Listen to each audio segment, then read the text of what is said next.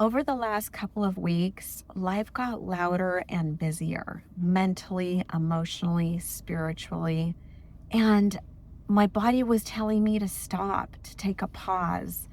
I was sort of fighting it a bit, and then I just stopped fighting it. I allowed myself to pause. It became unmistakably clear that my soul was telling me to take a breath, to slow down. And so I did.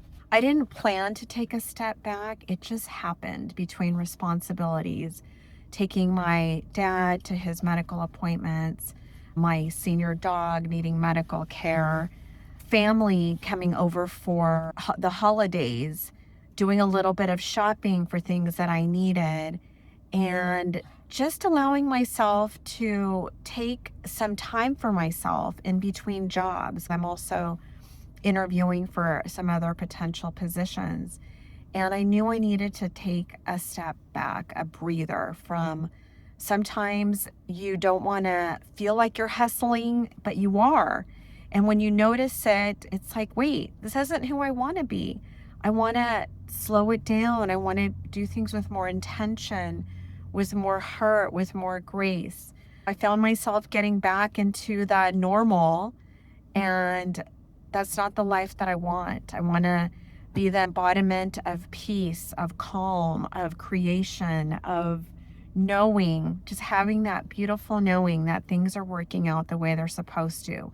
And I don't need to hustle to have it all. So instead of fighting the silence, I allowed it. I allowed for that beautiful pause to happen in my life and to just do what makes my heart happy. I decorated the house. I invited family to enjoy some hors d'oeuvres, a nice glass of wine. I just did the things that filled my heart up these last couple of weeks, and it felt divine. I also found out that I have outgrown certain rhythms of my past. I used to be the girl that was always hustling, work harder, whatever you do, just keep going because that's where you get ahead. That's when things happen. And no, that's not me anymore. I've really embodied my feminine energy a lot more than I had in the past, and it feels amazing. I know that things are going to work out the way they're supposed to in my life with the job that I want that's going to support me growing my YouTube channel. I feel in so much gratitude with being in a comfortable home, having my pets as support, and love, reciprocal love that we have with each other.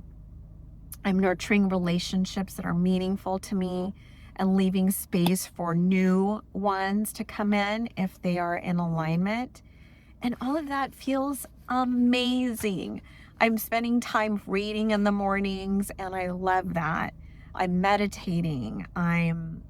What else am I doing? Journaling when it calls for it, or scripting, which is manifesting what you're bringing forth in your life, which I think is a beautiful practice as well. And so I'm just trying to incorporate all the things that I love about life, which are just really simple practices, but that nourish my soul. I don't know why in my first act in life, I was so busy chasing the dollar and chasing recognition and validation and all of those external things, when really those aren't the things that make me happy. And I'm so glad that I've come to this state of peace and clarity. So here are 3 soulful shifts that I feel that I've made and that may help you too. The first is that pause isn't weakness. When you need to slow down, that's your body telling you to slow down. And it's in those moments that you really start to understand how you want to reinvent your life, how you want to define yourself and your life going forward. If you just listen to what your soul is saying in the quiet, in the stillness, that is the process of your becoming. I love saying that. It means we're always evolving, redefining, manifesting, and redirecting where we want our heart and soul to go to create the life that we want, whatever that means for you. Number two is that your energy is your compass. Whenever you feel resistance, you're going to get more of that. And you are basically pushing against something that just needs to flow. I've noticed that when I've had times of resistance, I attract the same energy that I'm resisting against. Through reading and mentors, I've learned that letting go of the resistance allows for flow, allows for the energy to move where it needs to go. I learned this a long time ago when I was a salsa instructor.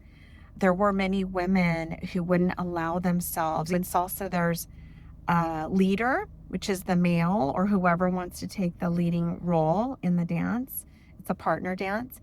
And the follower. So it's usually the female, but it could be a male as well.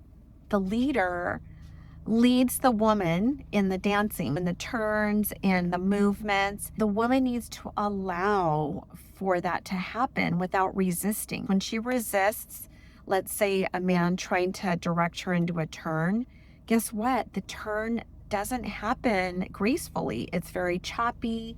Sometimes it doesn't happen at all because over the follower didn't allow herself to just let go and let it all flow. I've noticed that happens a lot in life.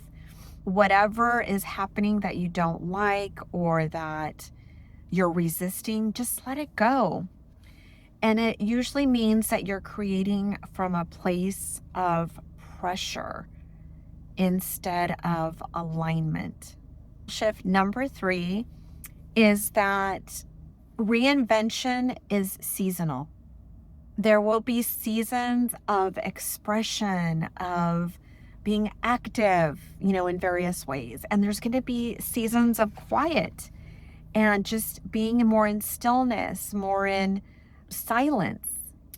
And both of those moments are sacred, they're valid.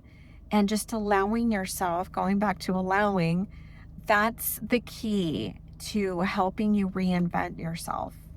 Both of those seasons or whatever other season comes are ways for you to move forward. Sometimes that means you need to take a few steps back, and that's okay.